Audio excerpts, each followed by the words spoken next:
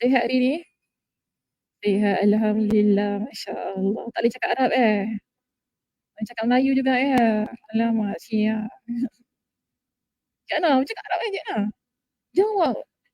Zul tak dengar Oh, alhamdulillah je. Oh, alhamdulillah. Orang macam orang Melayu jugalah jawab alhamdulillah. Alhamdulillah bikhair. Betul lah jawapannya tu. Oh, hari ni kurang ya, dah start cuti sekolah ya? Oh, dah start cuti sekolah. Oh, makcik-makcik pun cuti sekolah juga ya?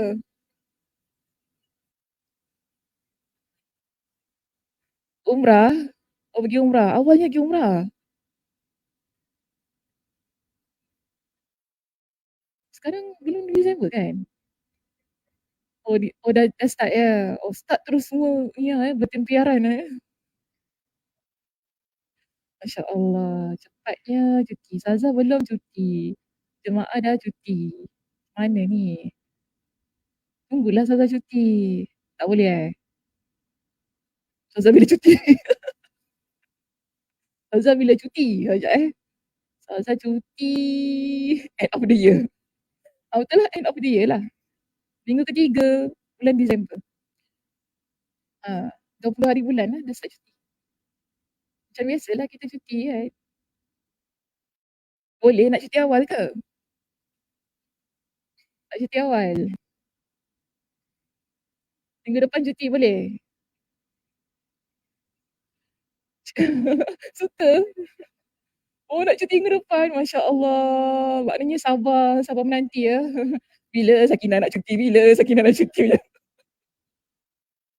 Tak sabar-sabar nak cuti ya. Alhamdulillah. Tak boleh. Nanti Cik Ana marah. Cik Ana kata, dah cuti banyak kali tau. Hari tu kena warning dengan Cik Ana. Cuti banyak kali tau. Lah cuti sakit dah. Sebulan lebih kan. So cuti lagi sakit seminggu lah. Cuti lagi cuti tak habis-habis. Nanti cuti kahwin lagi. So, ada lagu orang macam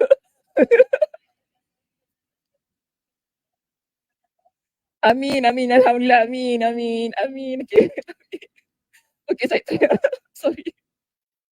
Malu sendiri pula. Ya? Tak apa, Cik Ana. Jangan minta maaf, Cik Ana. Okey je. Kita dah macam anak beranak. Gurau. Okay. Ada masalah. Okay, Taib. Hari ni muka surat berapa kita? Gurau-gurau juga. Belajar-belajar juga Okay. 477. Okay, Taib. Muka surat 477.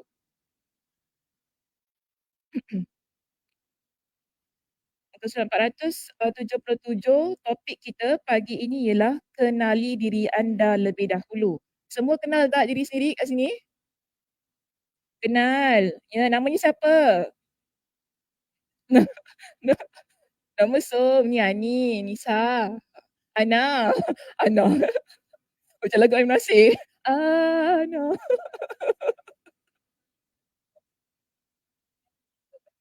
Yelah, kena tahan lah. Saya ada teknik menahan batuk ya ketika bercakap.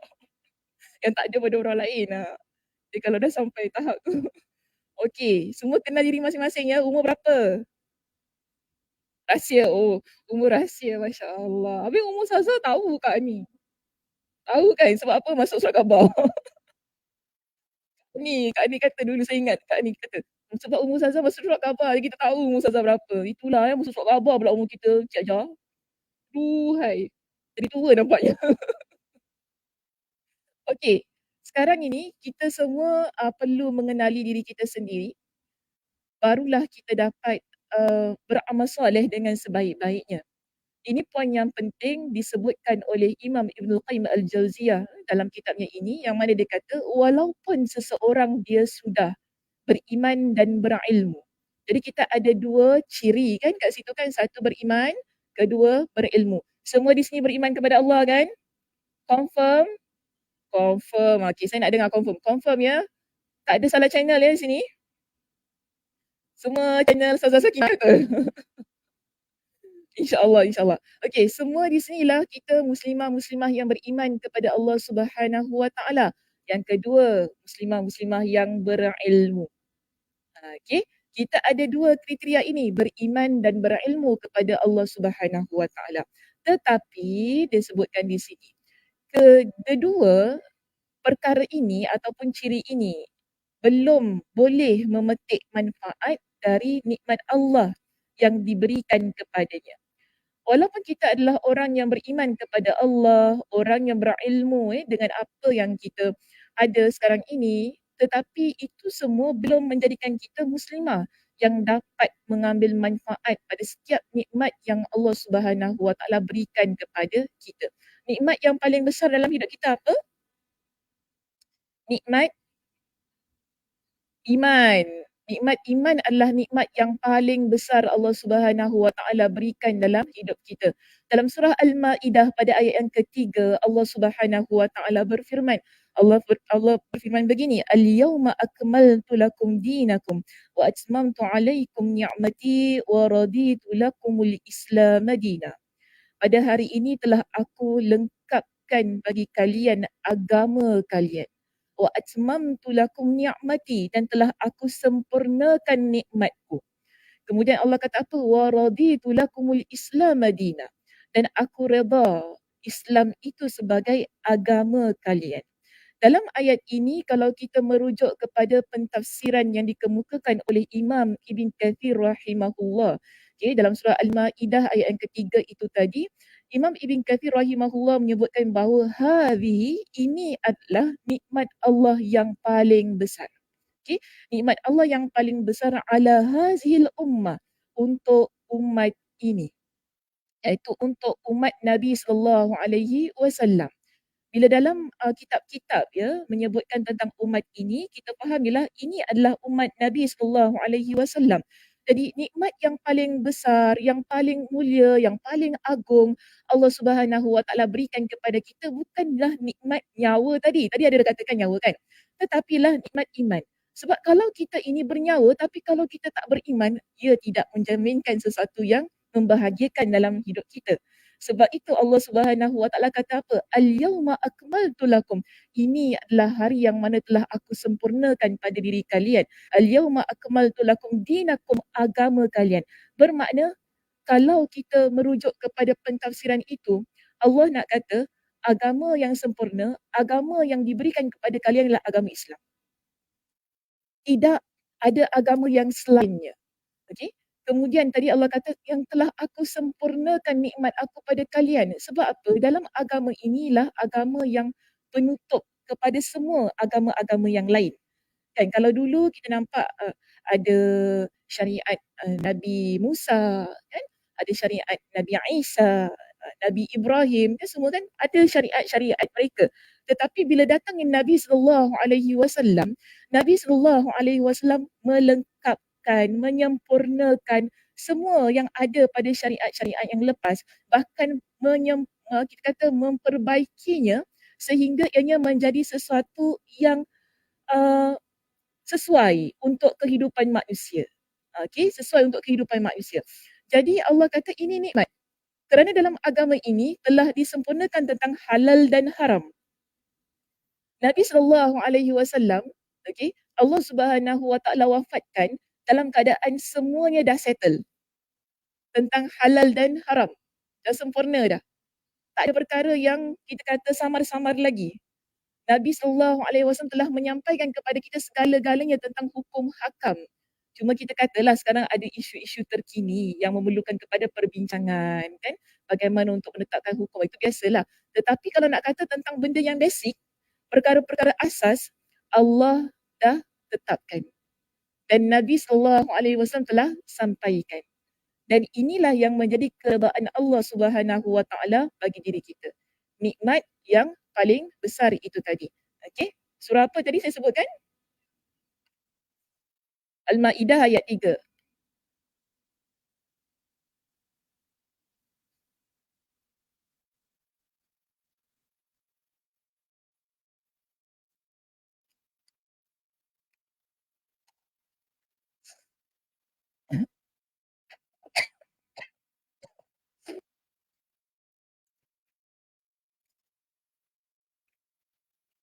Surah Al-Maidah ayat yang ketiga, tadi pertama poinnya apa? Poin apa tadi pertama? Sempurnakan agama. Okey.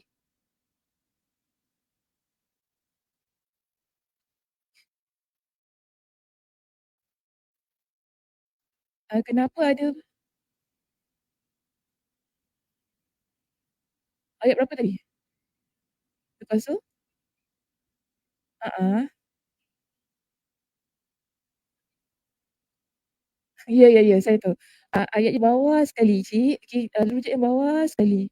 Okey, jangan ambil yang atas memang tak jadilah.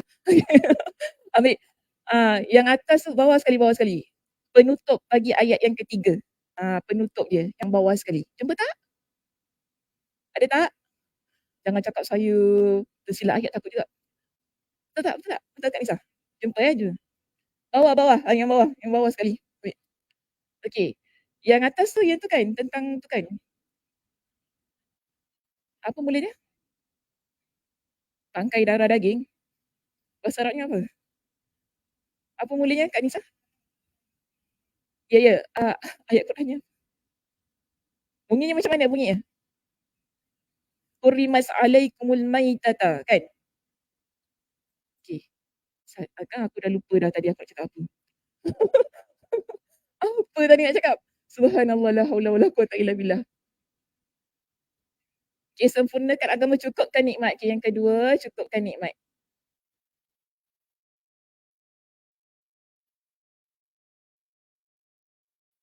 3 apa tadi?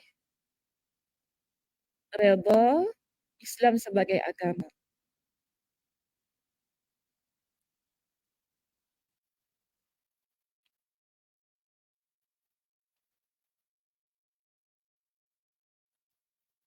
Jadi tadi Imam Ibn Kathir kata apa dalam tafsirnya?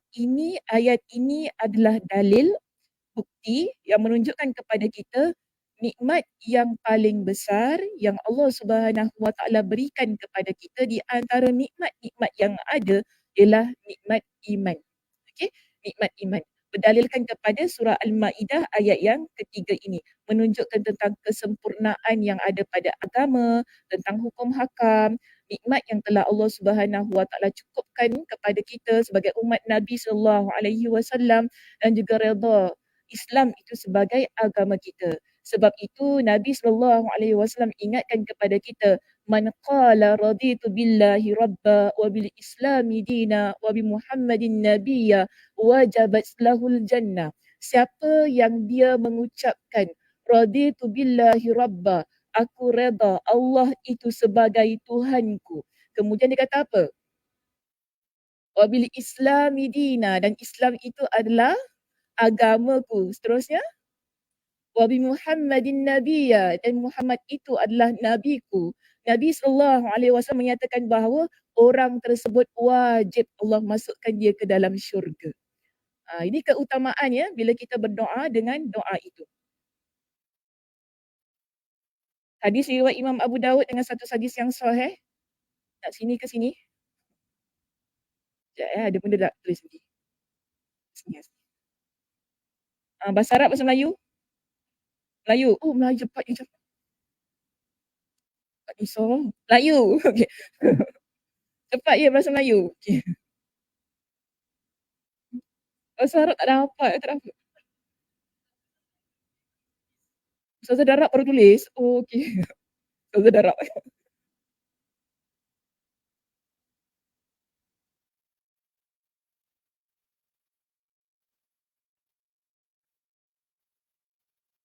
Biasa tak baca doa ni? Yes. Biasa tak? Raditu billahi rabba. Maksudnya, aku redha Allah sebagai Rabbku, Tuhanku. Kemudian,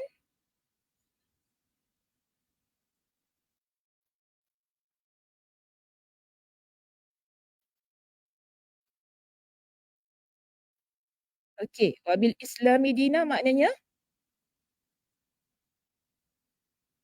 aku redha Islam itu ialah agamaku. Last,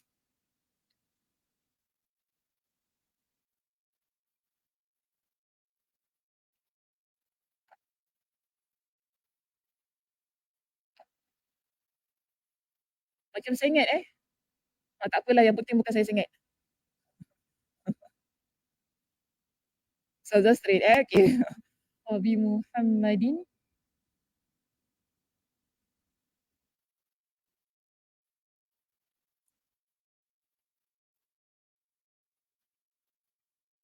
Okey. Dan apa maksudnya yang ketiga situ? Dan Nabi Muhammad itu adalah seorang nabi. Maka tadi siapa yang baca doa ini apa Nabi kata? Orang itu wajib bagi dia mendapat syurga Allah Subhanahu Wa Taala. Hadis riwayat Abu Daud sanad sahih. Kenapa ketawa Pak Isa? Oh ingat Hasan aja. Hasan kan cucunya.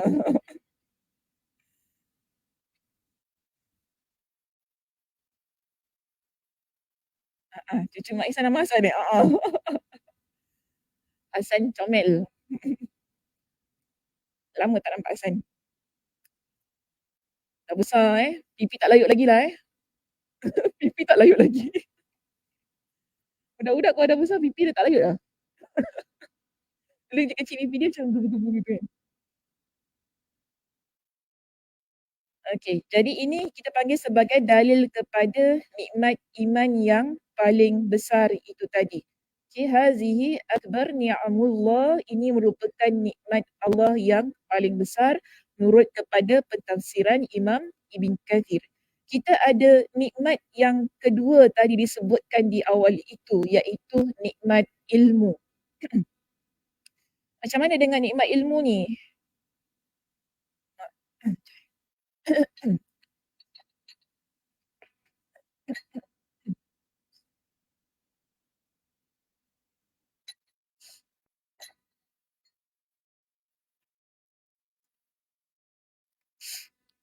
Sekarang ni kan, semua dekat sini ada ilmu ke tidak sebenarnya? Ada. Sikit je. Oh. Sikit je gini. Sikit je.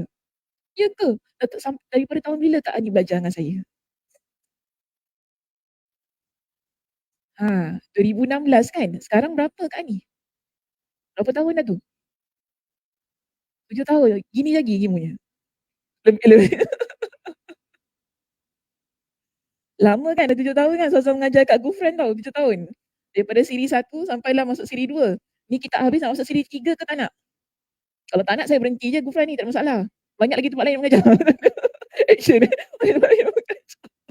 Banyak masjid tanya, "Ustazah ada time tak? Kita nak hari Rabu juga." "Tak boleh, Rabu tak boleh, nanti majlis Cikgu Fran marah." Kan? Cikgu Fran marah ni tak datang Gufran ni. Okey, sekarang ni kita lihat, diri kita sebagai orang yang berilmu ini nikmat yang Allah Subhanahu Wa Taala berikan dalam kehidupan kita. Tetapi orang yang dia tidak beramal dengan ilmunya, dia tidak dapat merasai kenikmatan yang dia miliki dalam ilmu tersebut. Sebab itu tadi Imam Ibn Al-Qayyim Al-Jauziyah dia kata apa? Orang yang beriman bagaimana sekalipun keimanan dia, kan? Dia tu nampak beriman macam mana pun dan nampak berilmu macam mana pun, tetapi dia masih belum kita kata boleh menjadi orang yang merasai kedua-dua nikmat itu. Kerana mungkin pertama tadi dia tak beramal dengan nikmat ilmu yang dia miliki. Sebab itu Allah Subhanahu Wa Taala dalam surah An-Nahl, Allah ingatkan kepada penciptaan diri kita ni tau. Allah Subhanahu Wa Taala kata, "Wallahu akhrajakum min butuni ummahatikum." Dan Allah Subhanahu Wa Taala telah mengeluarkan kamu dari perut ibu kamu. Kemudian Allah kata apa? La ta'lamuna syai'a. Kalian ni tak mengetahui satu apa pun. Kita keluar daripada perut mak kita tahu banyak benda ke? Tak tahu. Tiba-tiba boleh bercakap? Ada baby ajaib di sini? Tak ada. Ke melahirkan anak yang ajaib? Tak ada ya? Okay, alhamdulillah.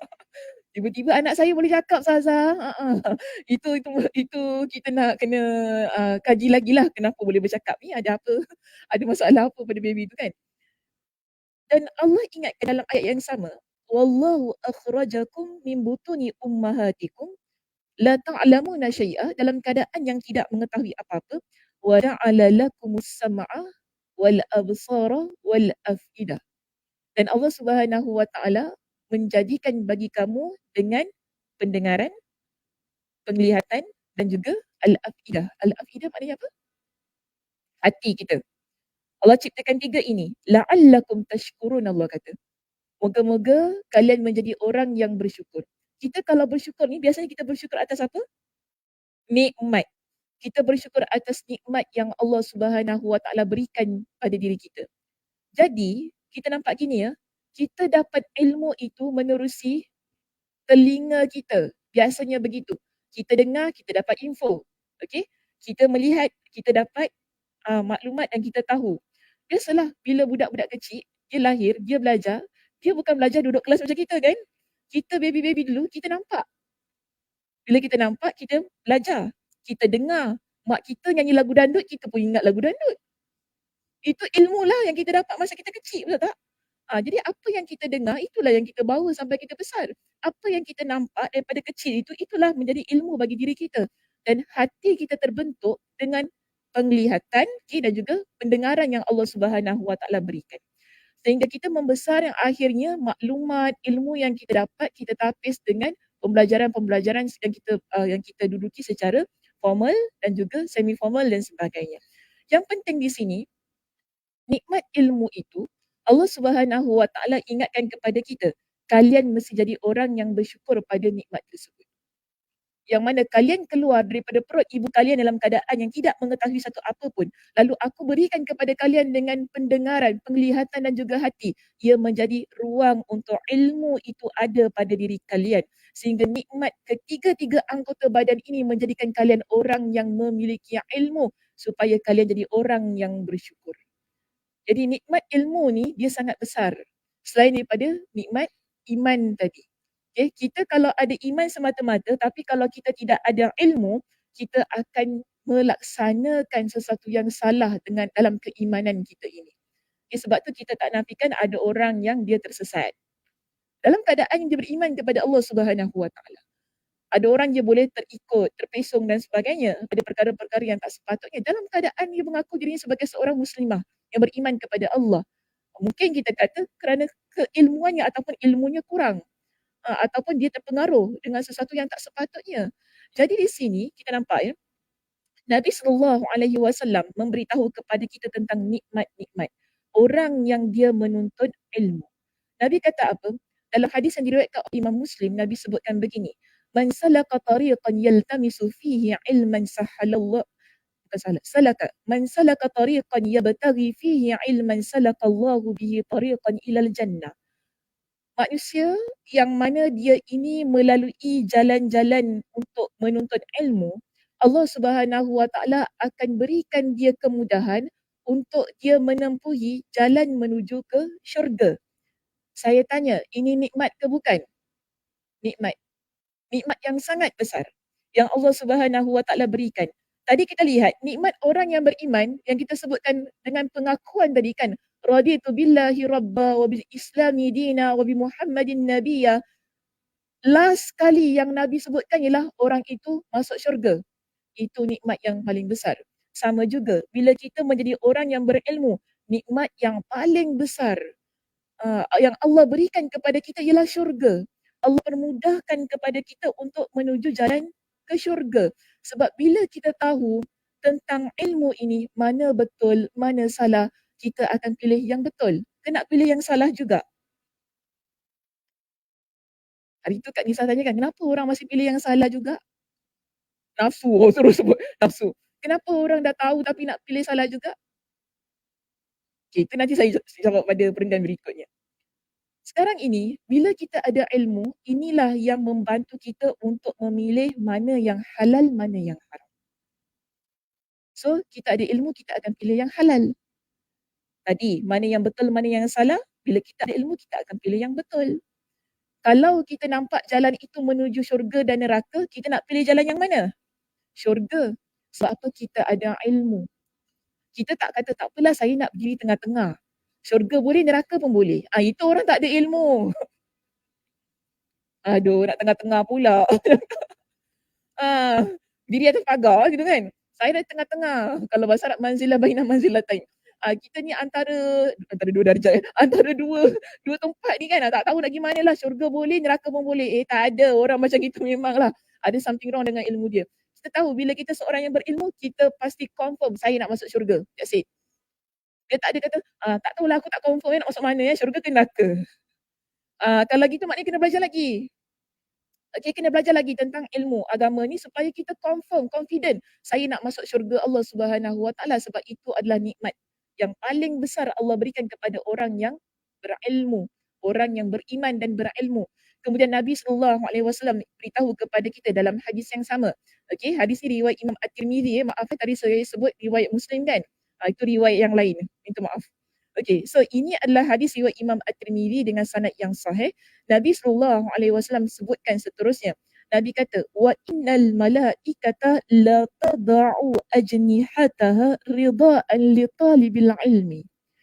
Orang yang berilmu ini, para malaikat akan meletakkan sayapnya, tanda redha kepada orang yang menuntut ilmu. Ini juga nikmat. Malaikat datang, meletakkan sayapnya pada kita, menunjukkan kepada redanya, ya, apa yang kita buat ini dalam keadaan yang menuntut ilmu, ini semua tanda bahawa Allah Subhanahu Wa Taala juga sayang pada diri kita.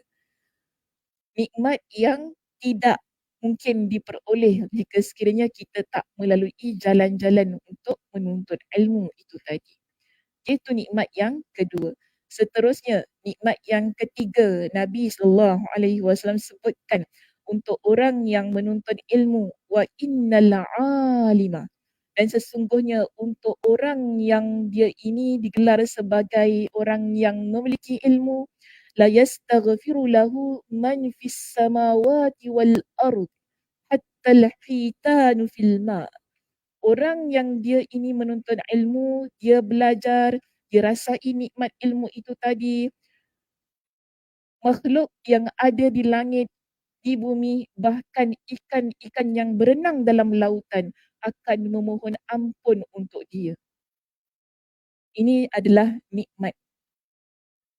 Kita bayangkan makhluk yang ada di langit yang Allah ciptakan, tak kiralah para malaikat ke, sebab ada banyak ya yang Allah Subhanahu Wa Taala ciptakan menjadi makhluk yang ada di langit. Binatang yang di langit apa? Burung lagi? Hah? Kelkatu? Kelkatu dia kat sini je kakak. Dia terbang lah. Nyamuk? Okey, okey, nyamuk. Tak, tak. Tinggi, tinggi, tinggi. Terbang tinggi. Oh, burung aja? Oh, okey. Bintang-bintang lah. Ni makhluk-makhluk. Planet-planet, macam gitu kakak. Bintang-bintang, makhluk. Kalau saya sebut makhluk, maknanya semua yang Allah Subhanahu Wa Taala ciptakan. Yang kita tahu, yang kita tak tahu, yang kita nampak dan kita tak nampak. Okey? Yang Allah ciptakan, yang berada di langit, juga di bumi. Di bumi kita tahulah kan, ada banyak lah kan. Dan juga yang berada dalam lautan. Ketiga-tiga tempat ini, semua makhluk itu akan minta kepada Allah supaya ampuni dosa-dosa kita. Ini nikmat yang Allah berikan kepada orang yang menuntut ilmu. Orang yang dia memang belajar kerana Allah Subhanahu Wa Taala. Jadi kalau seseorang itu dia ini benar-benar beramal dengan ilmunya, belajar kerana Allah itu tadi, maka nikmat-nikmat tersebut akan dia peroleh. Maka sebab itu, okey, dapat tak tadi saya sebutkan? Dapat ya Kak ni? Kak ni cepat dulu. Dulu. Okey, kejap. Saya catat ya satu-satu ya. Okey. Hadis riwayat siapa tadi?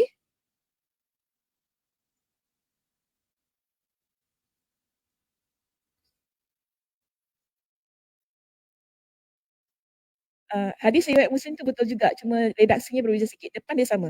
Kalau hadis riwayat Muslim yang ni, man salaka tariqan yaltamisu fihi ilman sahalallahu lahu bihi tariqan ilal jannah. Wa majtama'a qaumun fi baitin min buyutillah. Itu hadis riwayat Imam Muslim. Okey. Itu pun tentang kita kata cari ilmu juga. Wa majtama'a qaumun fi baitin min buyutillah yatluna kitaballah wa yatadarasunahu bainahum. Itu hadis riwayat Imam Muslim. Tapi kalau hadis riwayat Imam At-Tirmizi, satu tadi Allah mudahkan untuk orang yang menuntut ilmu jalan menuju syurga.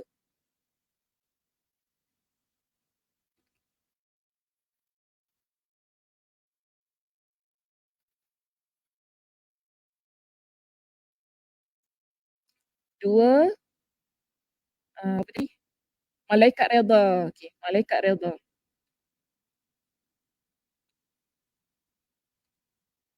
3, okey, makhluk yang ada di langit, bumi dan lautan.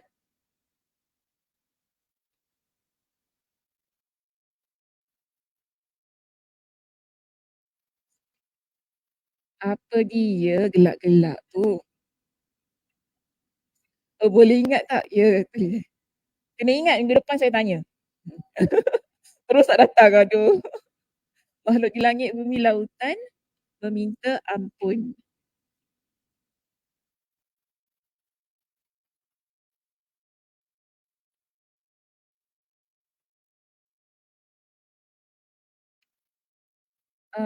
Topik apa ni?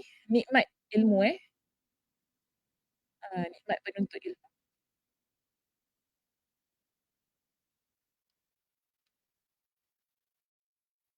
Okey. Jadi ada 3 perkara itu yang Nabi sebutkan diperoleh mereka yang menuntut ilmu kerana Allah Subhanahu Wa Taala. Jadi kita ada 2 tadi kan, beriman, berilmu.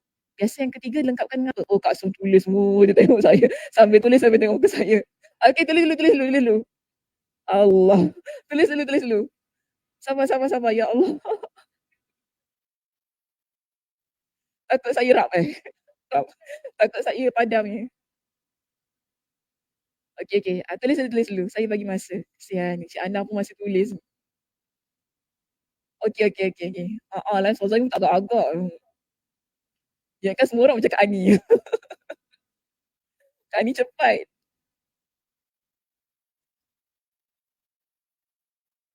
Kat Siti tak ada hari ni, kat Siti Ajar. Tak sihat. Oh, syafahullah. Bukan pergi Thailand, belum balik Thailand. Oh, semalam datang. So hari tu dia cakap dengan saya nak balik Thailand. Belum lagi ya? Dia cakap nak balik Thailand, saya kata, Sawadikap. Dia ketawa. Suka dia. Okey, selesai? Dah? Kak Nisa okey, Kak Nisa? Dah boleh? Okey, semua dah dapat catat? Dia kata dia tanya yang depan, yang belakang tak tanya. Yang belakang semua okey semua. Yang belakang-belakang semua dah dapat catat. Cik-cik yang duduk. Cik Yah okey, Cik Yah? Okey, betul? Oh, macam gelap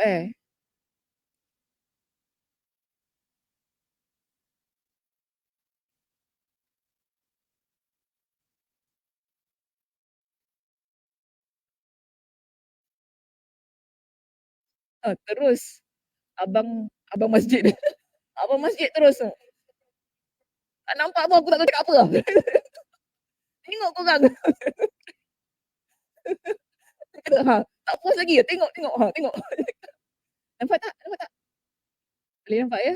Tak apalah, nanti balik rumah boleh tengok lagi. Ke dah tak nak tengok lagi dah balik rumah? Malasnya lah nak play balik. Cik ya Allah, Ustazah Sakinah cakap 1 jam lebih. Nak dengar dia balik. Tak payahlah. Takutnya habis sini lah Ustazah. Macam gitu ya. Oh, takut terlepas pandang. Oh, dah kat depan pun terlepas pandang lagi. Masya Allah. Ada je Kak Som ni tau. Okey, semua settle ya? Saya baru 2 line ni. Masuk balik. Saya baca kembali ya. Okay. Walaupun seseorang sudah beriman dan berilmu. Jadi kita bincang tentang nikmat iman, nikmat ilmu sebagai nikmat yang paling besar. Tetapi nikmat yang paling besar ini pun dia kata belum boleh memetik manfaat dari nikmat Allah yang diberikan kepadanya. Kecuali setelah benar-benar mengenal hakikat dirinya, menempatkan dirinya sesuai dengan kapasitinya, tidak melampaui kemampuannya dan tidak melewati batasannya. Yang kapasitinya tu kan, dia punya N tu dia letak besar kan? Okey, kecikkan ya, kecikkan. Sebab kalau besar ni biasanya kita balik pada Allah. Tapi N ni kita kecilkan sebab balik pada hakikat diri. Menempatkan dirinya sesuai dengan kapasitinya, tidak melampaui kemampuannya dan tidak melewati batasannya. Maknanya, orang yang beriman, berilmu, kita mesti ada satu lagi, apa dia? Beramal, betul. Beriman, berilmu dan beramal. Uh, Iman dan ilmu ini, dia tak dapat dirasai nikmatnya itu tadi kan. Kecuali kita kenal tentang hakikat diri kita. Kita tahu siapa diri kita ini. Sebab tu tadi dia kata orang ini pertama dia mesti kenal tentang hakikat dirinya. Kedua, menempatkan diri sesuai dengan kapasitinya. Maksudnya kebolehan diri dia tu apa? Setiap daripada diri kita, kita ada kebolehan masing-masing kan? Cik Ana, kebolehan Cik Ana apa? Masak. Oh, Kak Ani pun boleh masak juga. Oh, Kak Ani buat kek. Kepakarannya kek lapis ya. Uh-uh. Dan marble cake. Ya. Kepakarannya. Kek lain boleh kan Kak Ani? Buat kek kahwin boleh Kak Ani?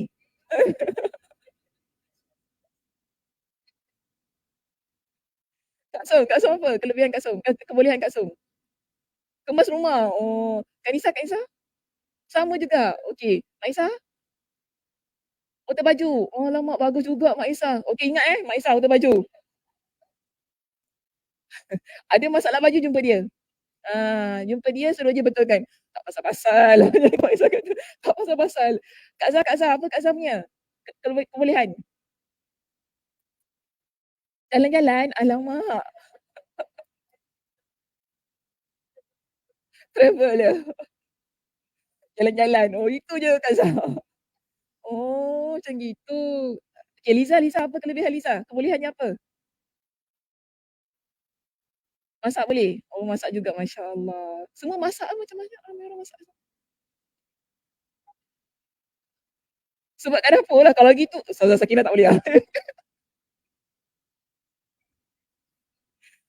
Tak baik tau. Dia kata kelebihan saya makan je.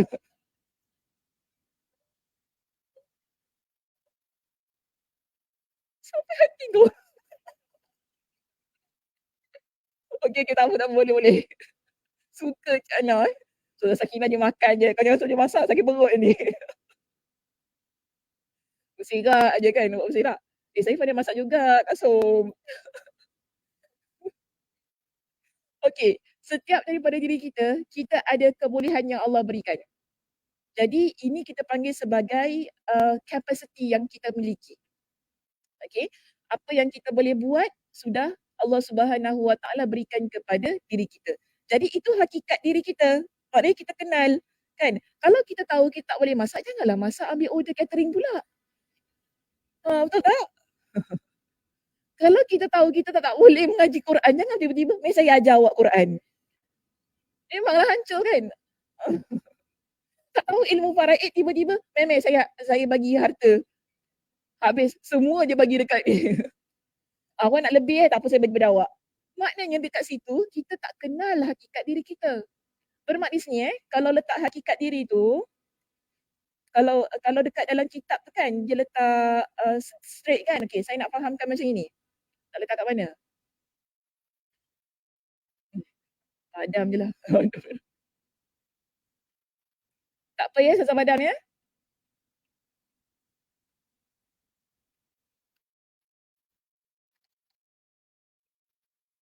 Tadi first kita kata tentang orang yang beriman. Plus apa tadi?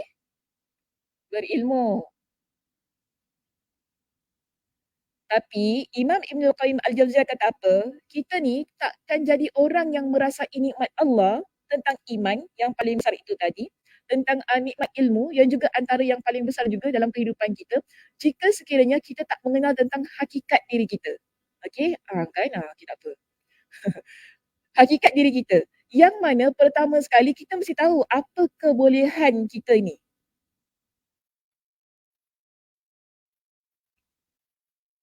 Kedua, apa kemampuan kita? Dan yang ketiga, jangan melampaui batas.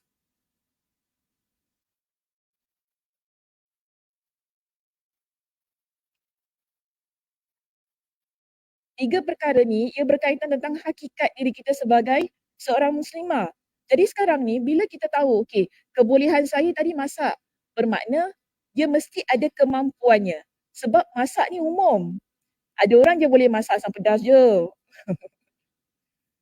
Kalau suruh dia masak kari dia tak reti. Dia macam gitu maknanya kita kata kemampuan kita. Kan? Macam macam Kak Ani, Kek lapis lah dia punya forte lah, kepakaran dia kan. Kek kahwin tak tahulah Kak Ani kan, kalau boleh alhamdulillah. So kita nampak dekat sini, setiap orang yes kita ada kebolehan, tetapi kemampuan kita takat mana. Kalau kita kenal alhamdulillah, maknanya kita tahu diri kita begitu. Contoh saya bagi diri saya, Ustazah Sakinah, kebolehan dia, kepakaran dia dalam bidang hadis. Okey, so saya tahu kemampuan saya setakat mana. Ataupun kita nak lebih lagi, Ustazah Sakinah dia boleh mengajar tapi kemampuannya setakat mana? Takkan nak mengajar 24 jam. Pingsan saya. Dulu mengajar pagi malam kan. Sekarang malam dah tak mengajar dah. Sebab dah tahu dah kemampuannya tak boleh. So kita kenal hakikat diri kita supaya kita tak melampaui batas yang Allah tetapkan. Bila kita tahu tentang kebolehan, tahu tentang kemampuan, kita tak akan melampaui batas. So kita tahu kalau setakat ini saja kebolehan saya, kemampuan saya, kita akan stay di tempat itu. Jadi dalam keadaan yang begini, inilah yang menjadi titik, kita kata permulaan untuk kita menjadi muslimah yang dapat merasai nikmat Allah dengan baik. Kalau tidak, dah tahu dah kebolehannya begitu, kemampuannya begitu, tapi masih lagi nak over. Kita tak jadi orang yang bersyukur. Kita kata, oh kenapa saya tak boleh ni, kenapa saya tak boleh tu, asal orang tu boleh, saya tak boleh. Nampak tak? Kita akan jadi orang yang kufur pada nikmat yang Allah berikan. Kita, oh kenapa dia boleh masak mi siam, aku tak boleh masak mi siam pula. Gitu. Belajar. Macam-macam pun tak jadi, cik. Tiba-tiba jadi mi rebus. Tapi kita practice tu buat jadi perfect lah, betul lah. Ambil masa lah, kena sabar masak pun kena sabar juga. Kan, kita ingatkan benda-benda gini, jahit contoh. Mak Isa pandai jahit, cuba suruh saya jahit. Apa jadi? Koyak. Orang baik-baik nak pendekkan, tiba-tiba jadi skirt kau. Itu jadi masalah. So kita sekarang tahu tentang kebolehan kemampuan kita. Alhamdulillah, kemampuan saya yang ini. Kelebihan saya yang ini. Jadi saya tak nak melampaui batas. Kalau kita melampaui batas, kita tak dapat rasa nikmat yang Allah berikan pada diri kita. Kita akan mengingkari nikmat itu, tak bersyukur, menyalahkan orang lain, menyalahkan diri sendiri, bahkan mungkin kita boleh menjadi orang yang menyalahkan Allah Subhanahu Wa Taala. Atau dalam beramal pun begitu. Okey, tadi kita katakan beriman beramal kurangnya apa? Beriman berilmu kurangnya apa? Beramal. Kita nak beramal sekarang, okey. Beramal mesti lihat kebolehan, kemampuan dan jangan melampaui batas. Kita nak beribadah sama juga. Kalau kita tahu kemampuan kita ialah solat tahajud dalam seminggu 1 hari je. Pegang tu baik-baik. Tak boleh bangun hari-hari, jangan buat. Kalau kita paksakan diri, ia boleh memudaratkan diri kita. Kan kurang tidur, apa lagi? Sakit kan. Kita kalau kurang tidur sakit je. Kurang tidur, sakit. Macam-macam masalah akan berlaku. Kerja rumah tak terbuat, terabai. Pagi-pagi lepak. Sampai tengah hari baru je bangun. Sebab apa? Tahajud tadi malam. Nampak tak? Nampak tak? Benda tu dia memudaratkan diri kita. Sebab apa? Kita tahu kita boleh. Kita tahu kita mampu. Tapi kita melampaui batas. Sebab itu beramal ni dia mesti tahu tentang hakikat diri dia bagaimana. Kita ikut kepada kemampuan kita. Tapi kalau amalan wajib jangan ya. Tiba-tiba pula. Saya ni cuma mampu solat subuh je Ustazah. Kan Ustazah kata ikut kebolehan dan kemampuan. Jangan melampaui batas. So saya kalau Zuhur Asar ni tak boleh. Ngantuk nak tepuk bantal. Jadi saya tak solat. Zuhur dengan Asar. Tak boleh lah gitu. Maksud saya tadi amalan yang sunat ya. Kalau yang wajib ni memang kena buat. Mesti buat. Dia no excuse jangan cakap oh saya kena ikut kemampuan. Tak boleh gitulah. Dia melainkan beza kalau orang yang baru-baru nak berjinak. Contoh mu'alaf kan. Kita mu'alaf ke bukan ni? Tiba-tiba saya memang mu'alaf. Aku debit juga. Tiba-tiba saya mu'alaf. Saya kena pelan-pelan. Mungkin ada orang yang memang tak pernah solat. Contoh tak pernah solat. Tiba-tiba dia dah berubah nak berhijrah. Alhamdulillah. Nak mula solat. Dia tak apalah. Orang yang begini kita berikan ruang.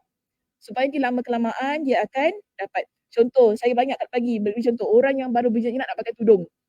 Kan? Mungkin dia pakai serkup aja. So kita nak marah, tak boleh. Mesti perlahan-lahan. Perlahan-lahan supaya nanti dia belajar, tambah lagi ilmunya, bertahap-tahap. Alhamdulillah kemudian dia akan dapat menutup aurat dengan sebaik-baiknya. Begitu keadaan kita. Tapi kalau kita yang tadi dah memang berilmu, tiba-tiba pula kita nak bertahap-tahap, maksudnya tiba-tiba pula nak solat 5 waktu tu, subuh dulu, besok baru try asar kan, tulat baru try isyak, tu memang tak kenalah. Memang tak kena. Dia tak termasuk dalam kebolehan kemampuan, jangan melampaui batas untuk perkara yang wajib.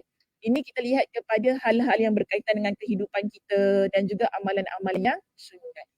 Okey, baik, terus ya.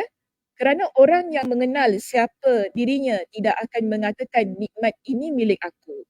Itulah tadi yang saya sebut. Kita ni kalau tak kenal tentang hakikat diri kita yang berkaitan dengan kemampuan, kebolehan, kemampuan, sehingga kita tak letak batas lagi kan, dan kita melampaui batas itu, kita akan jadi orang yang rasa semua nikmat yang Allah berikan pada diri kita adalah milik kita. Kita tak bersyukurlah maknanya kan. Kita tak rasa bahawa ini semua adalah milik Allah Subhanahu Wa Taala. Jadi kita ni akan sentiasa melihat bahawa apa yang kita inginkan kita mesti dapat. Ini juga masalah. Sebab dia tak kenal tentang hakikat diri dia yang hamba Allah. Bermakna, 3 tu kan, dia akan mengembalikan diri kita ini adalah hamba Allah. Kita kembali bahawa aku ni hamba Allah, aku tak boleh melampaui batas.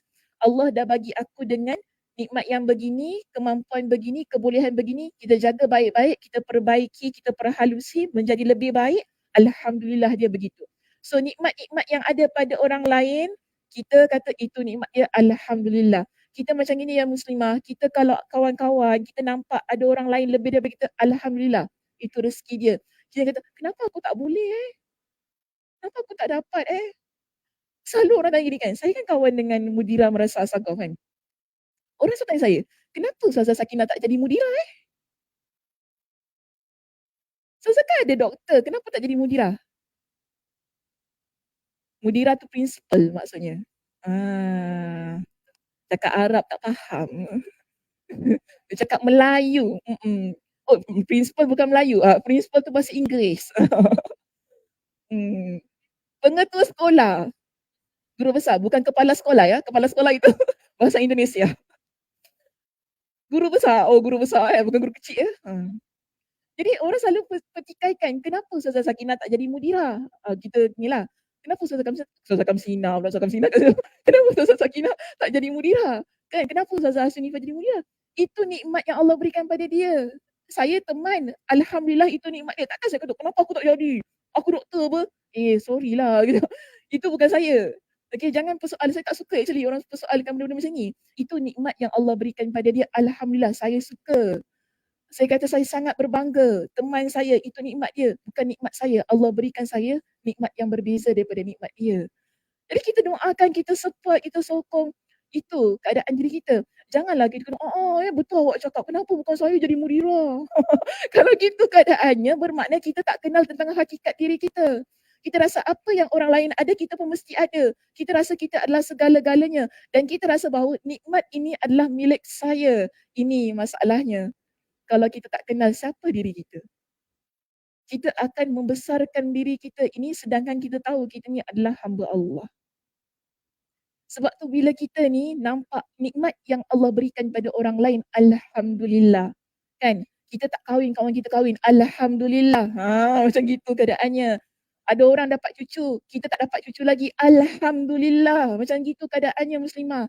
Kan kita jangan sibuk, kenapa menantu aku tak ada anak lagi? Kita dah sibuk tu, kau pergi urut lah, kau makan jamu ni lah, kau itulah, kau inilah, sampai stres budak tu.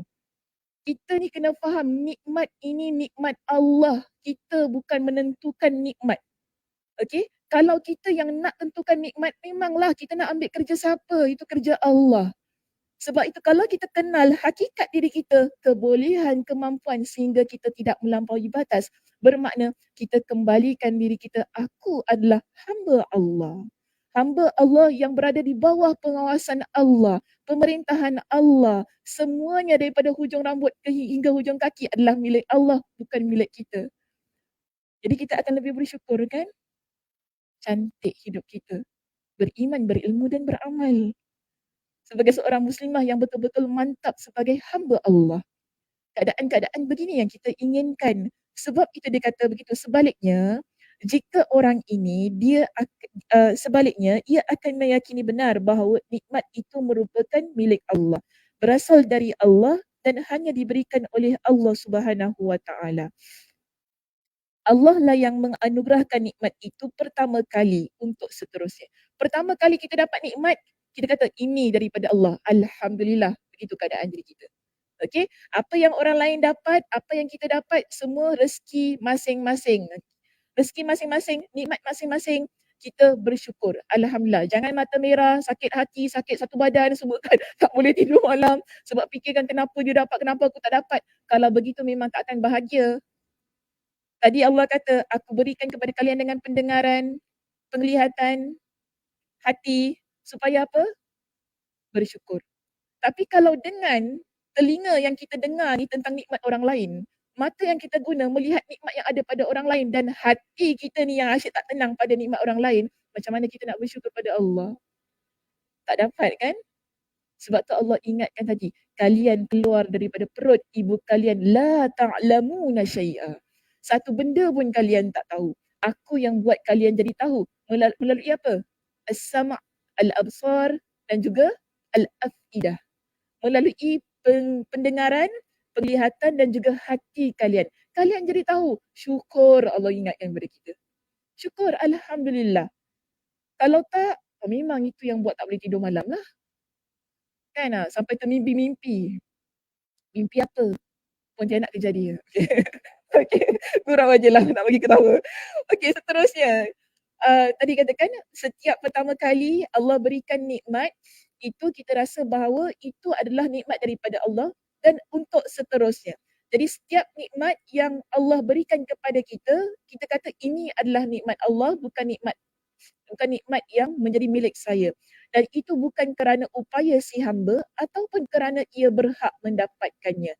Allah berikan kepada kita kerana Allah nak beri. Bukan sebab kita kata, oh sebab aku berhak dapat. Bukan begitu. Tapi sebab atas rahmat Allah, Allah berikan kepada diri kita. Dan semua nikmat yang diterima hamba yang telah mengenal siapa dirinya akan membuatnya merasa rendah diri dan hina. Jadi kalau kita ni jadi muslimah yang tahu tentang hakikat diri kita, berkaitan tentang kebolehan, kemampuan sehingga tidak melampaui batas, kita ni akan jadi orang yang sentiasa merasa diri rendah, rendah diri, rendah hati, kan? Tak sombong, tak bongkak, tak rasa ni semua milik kita, apa yang orang lain pun kita patut dapat. Dia akan dapat menjaga jiwanya dalam keadaan yang lebih baik. Kita lihat satu kisah. Saya tanya, anak ni nikmat kan? Nikmat, sangat nikmat untuk orang yang memiliki. Tapi ada orang tak jaga anak dengan baik kan? Tak didik kan? Alhamdulillah lah, aku dah beranak sudah lah. Dah lantak lah jadi apa. Ada orang begitu.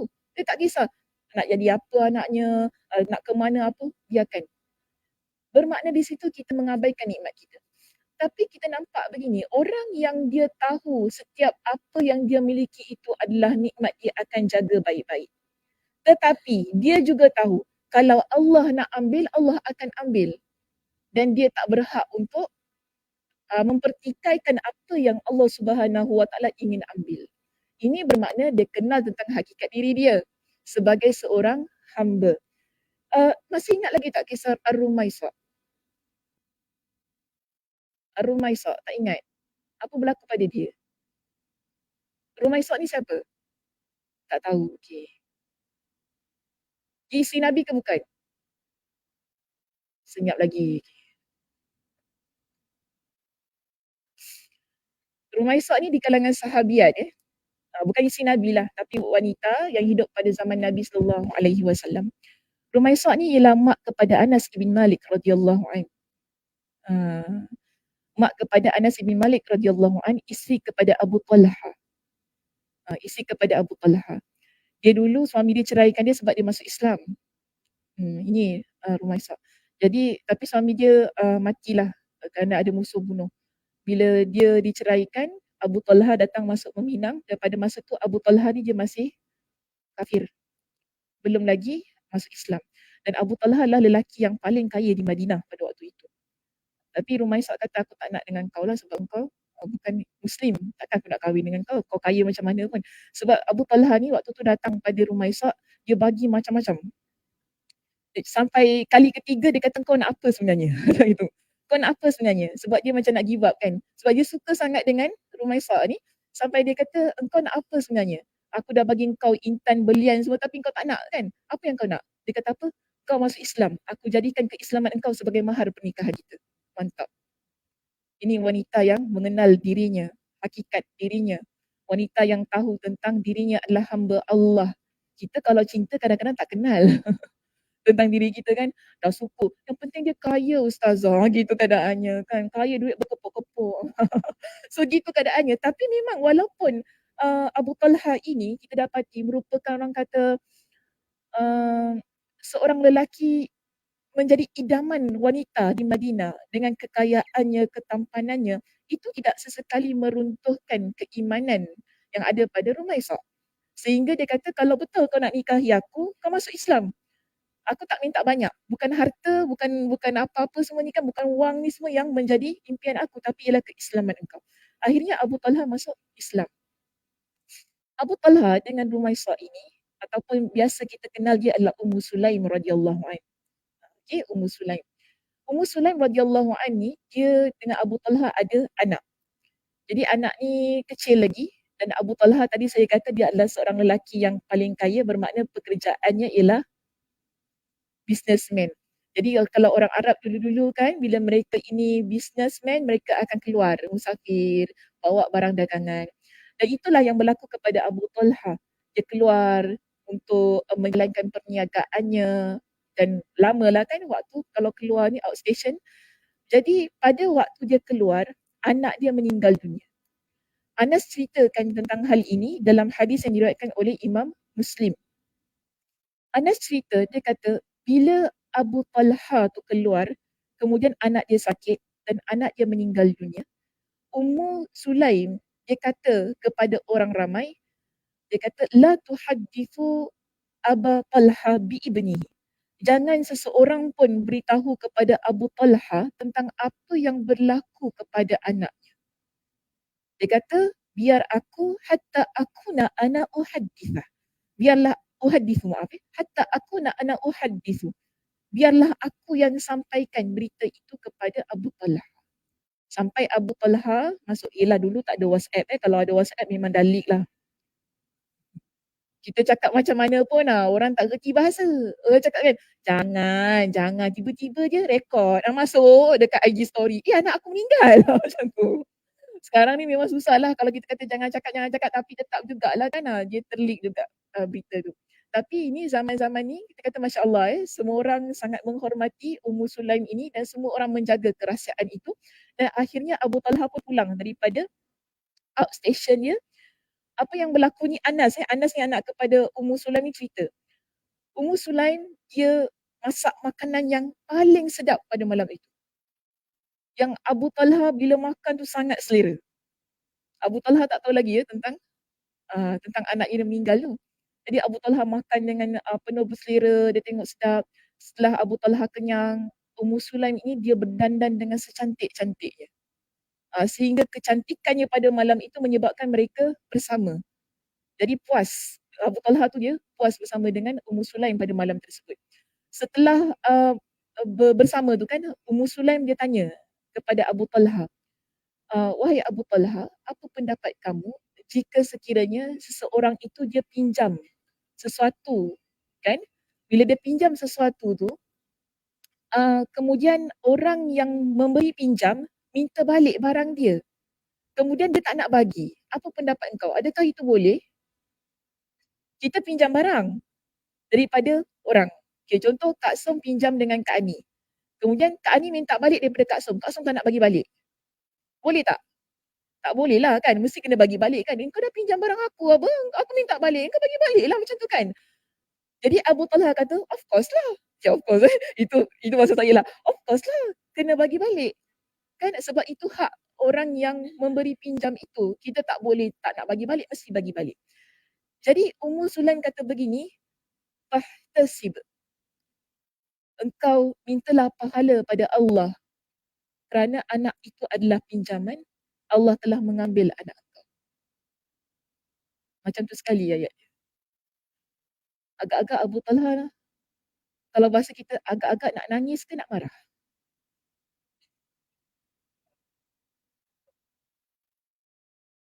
Abu Talha marah. Abu Talha marah. Dia sangat marah. Dia kata apa? Aku dah makan kenyang-kenyang sampai kita bersama malam ini sampai aku puas. Baru kau nak cerita pada aku tentang kematian anak aku, dia kata. Baru kau nak cakap pasal kematian anak aku. Malam tu juga dia jumpa dengan Nabi SAW. Dia cerita pada Nabi apa yang Ummu Sulaim tu buat. Nabi kata kepada Abu Talha, dia kata, adakah kalian berdua bersama pada tadi? Dia kata, ya, kami bersama. Nabi doakan, moga Allah barakallahu lakuma. Doa pengantin ni. Barakallahu lakuma. Tak payah nyanyi lagu. Barakallahu lakuma. Moga Allah memberkati kalian berdua dan Allah berikan rezeki untuk kalian berdua atas hasil malam itulah. Betul, Ummu Sulaim Allah takdirkan dia hamil kerana insiden malam itu. Okay. Kerana insiden malam tu dia akhirnya hamil. Cuma yang saya nak highlightkan ini tentang kisah Ummu Sulaim.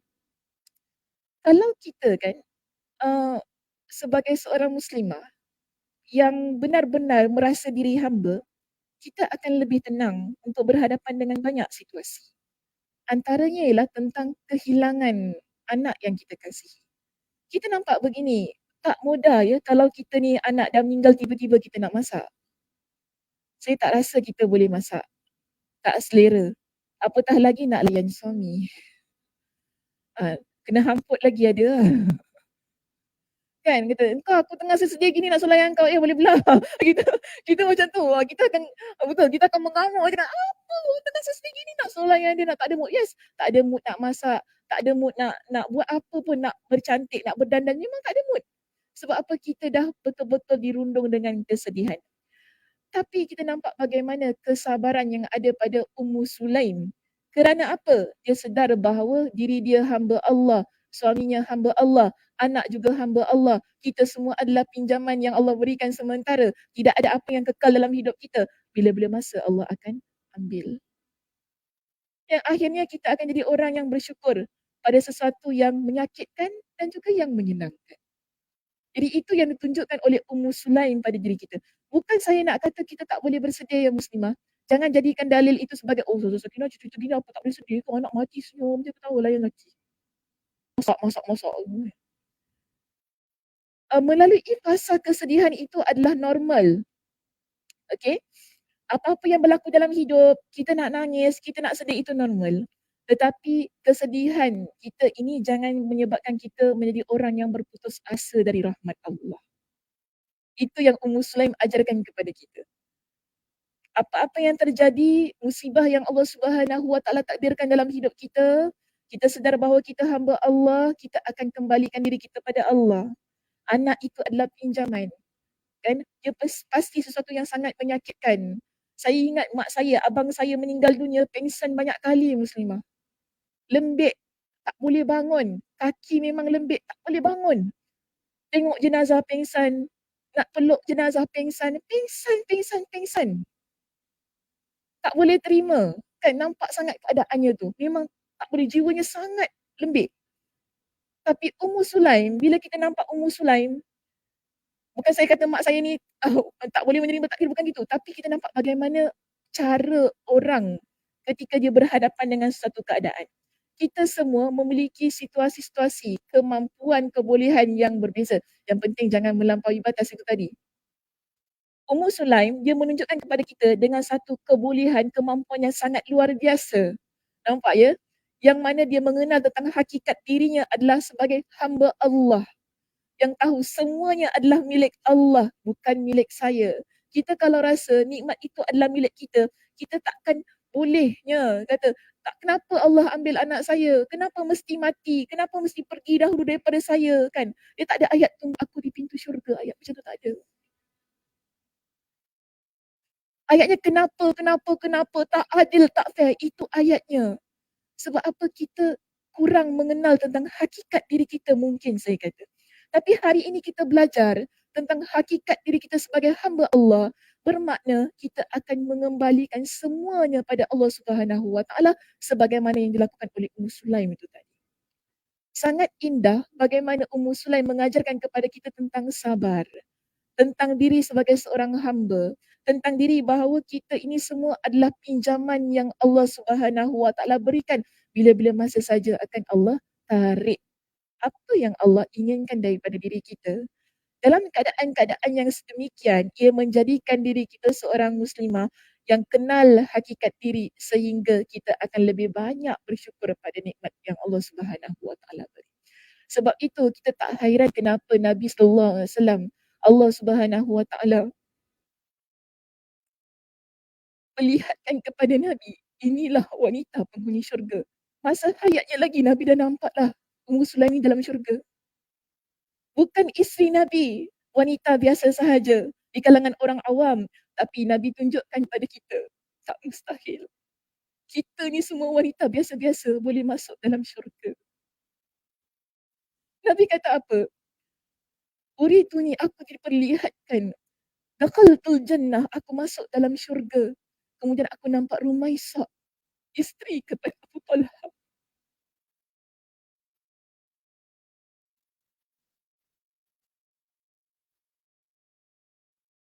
Ini satu kelebihan ya muslimah yang kita nampak. Semasa hayat lagi Nabi dah beritahu dah pada dia, engkau wanita ahli syurga. Maknanya bukan calang-calangnya. Tentang kesabaran yang dimiliki, tentang hakikat diri yang dia kenal tu tadi kan, Masya Allah. Dalam hadis yang diriwayatkan oleh Imam Muslim, Nabi SAW, bila Nabi masuk dalam syurga itu, Nabi kata apa? Aku dengar derapan tapak kaki. Aku tanya pada malaikat, siapa tu? Malaikat kata, Ummu Sulaim, ibu kepada Anas ibn Malik.